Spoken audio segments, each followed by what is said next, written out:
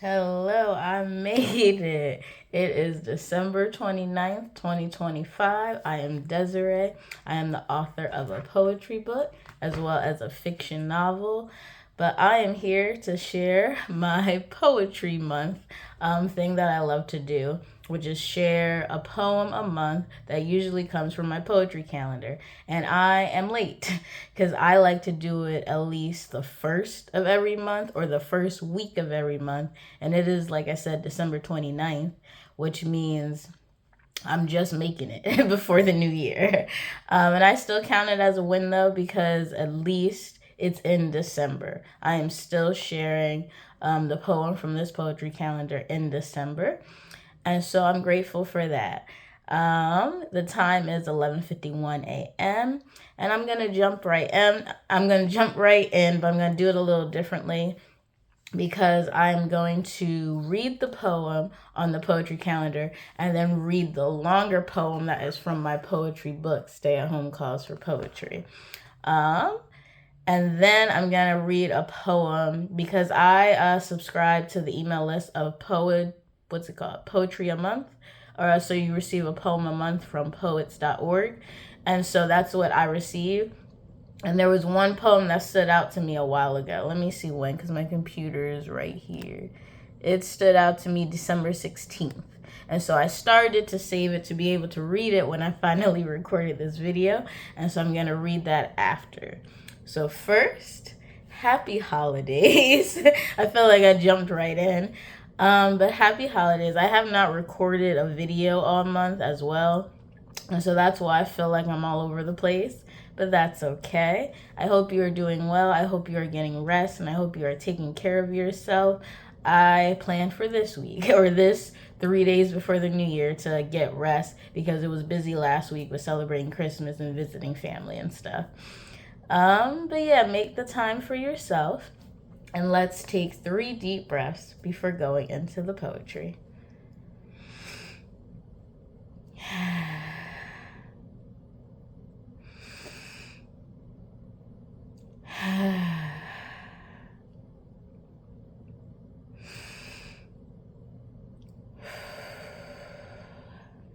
All right, without further ado, this was November's, and now let's see December's together. Okay, I'm gonna clip it. I'm not gonna read it. I didn't read it. I'm just clipping it. All right, show you first, and now I'm gonna read it.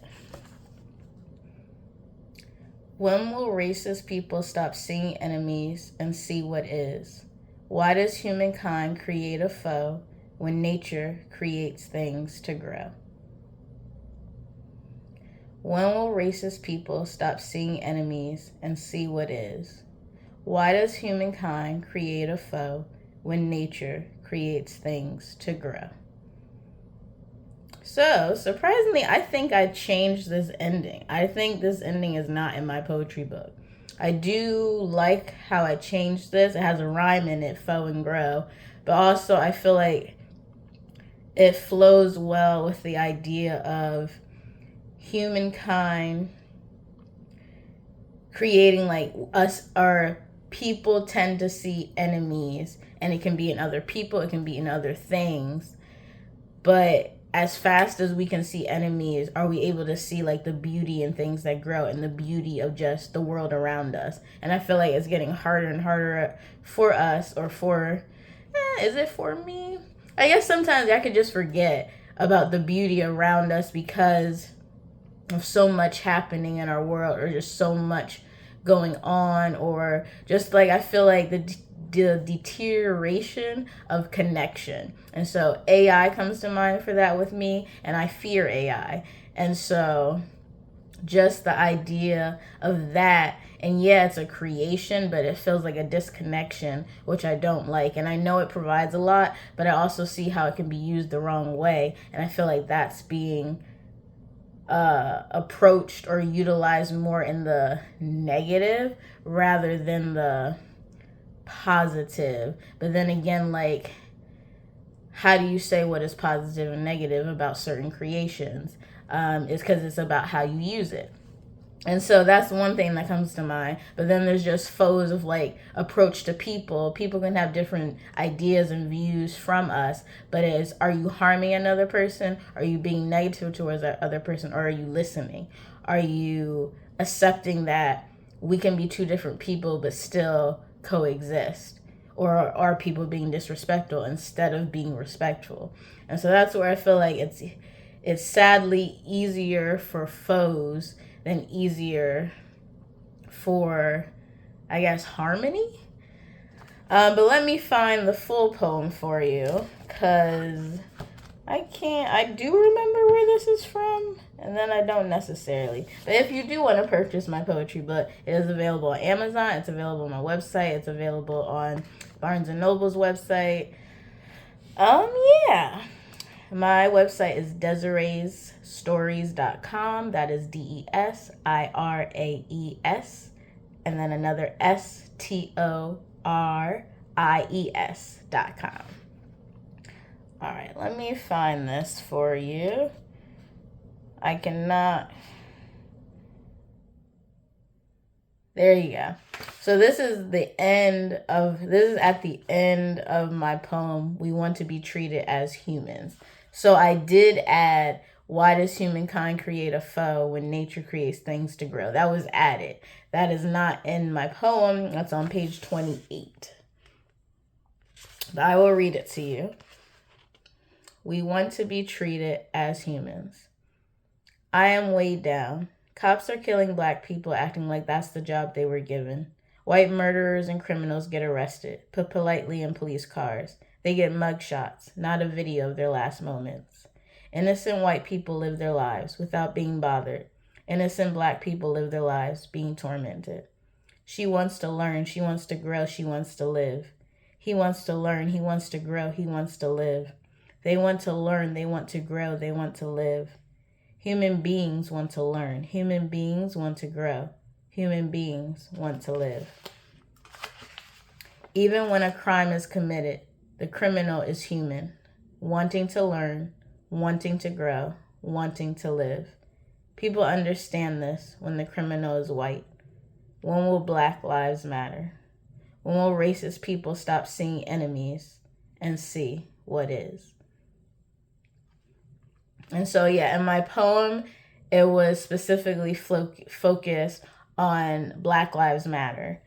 I feel like in my snippet for the calendar, it's more about foe versus humanity, maybe. But yeah, that was the longer poem from it. It is one out of many poems in my poetry book. And definitely let me know how that poem sat with you. And then I'm going to read the other poem. And I'm going to show you, because I'm not going to edit this video because, one, I am late posting this. And two, I want to do as minimum effort as I have to. So editing would be a lot. So I'm just going to flip the screen and show you the poem as I read it. Again, this was from poets.org. The poem is called News, and it's by Yaya Fredrickson. I'm going to flip now. So this is the poem, and that's the poet right there. Where's my finger? Can't see my finger. Oh, there we go. That's the poet. All right, I'm going to read it. News. Before breakfast, we drive into town to buy a Star Tribune for my father, who usually rides along, but today sleeps late. From the passenger seat, you stuff my mouth with a saucer peach for energy. You say my fog before food well known. The beige flesh tastes like jasmine, honey, a Persian fairy tale. In his lazy boy near the big window, my father will read a section, nod off. Wake, read another, all afternoon. You and I no longer bother. Every day, the same. People killing, being killed. Instead, we cook, clean. We look after my father, keep our kids busy. At the one stop, I take a copy of the dwindling stack, set my father's exact change into the cashier's tattooed hand. My daily deadline met. Heading home, you spot it first, uphill in a birch. glowing, a blue pilot light, a flaming blue arrow shooting towards us. I can't stop, can't swerve. It strikes our windshield. I see it in the rearview mirror. Glance. Onto the shoulder. Maybe it's still alive. You pray. Maybe we can put it in a box until it's well. So I reverse, hope it flies away. Could I mercy kill it under a wheel? Standing by, we watch a wing flail once. An eye shut, the end. Even a little death sucks out our air. Where it hit gravel, one feather sticks up, such color. Lapis and turquoise filigree. We kick a shallow grave with our heels and deliver my father the news.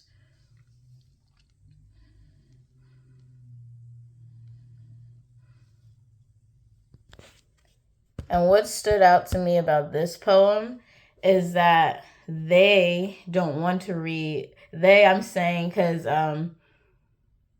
and there was a line that says, you and I no longer bother to like read the Tribune, which his father is reading. And so I say they, it could be our poet and maybe another relative in the home, or it could be the reader and the poet no longer read the Tribune, which is true for me. I do not read newspapers. I sadly struggle to watch the news sometimes. And so, with that being said, the sun is shining, so sorry about that. But with that being said, I found it interesting how the poet says that the poet no longer reads the Tribune. It's because of all the death, because of all the killing. And then sadly, on the drive coming back home, I think, a bird is killed. And it's like they can't escape death. Death happens.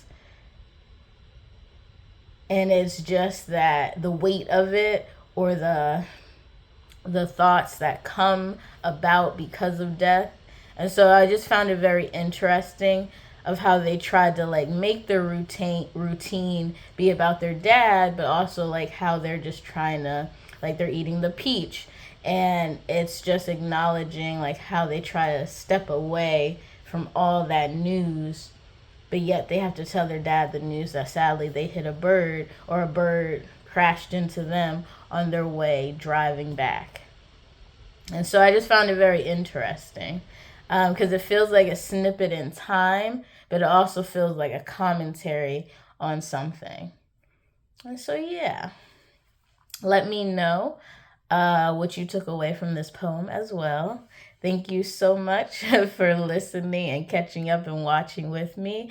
Like I said, I've been all over the place. If you want to check out my website, again, it's DesiraeStories.com. I also make blog posts, and I recently posted yesterday about how I had a whole promotional schedule for myself, and I made it in October, and sadly did none of it for December, which factors into why this video was not posted, because the holidays got the best of me, the work got the best of me, and I was just feeling so tired. And so I'm grateful to post this video, and I'm grateful for you being here to watch it. Thank you, and don't forget, just write your story, and take care.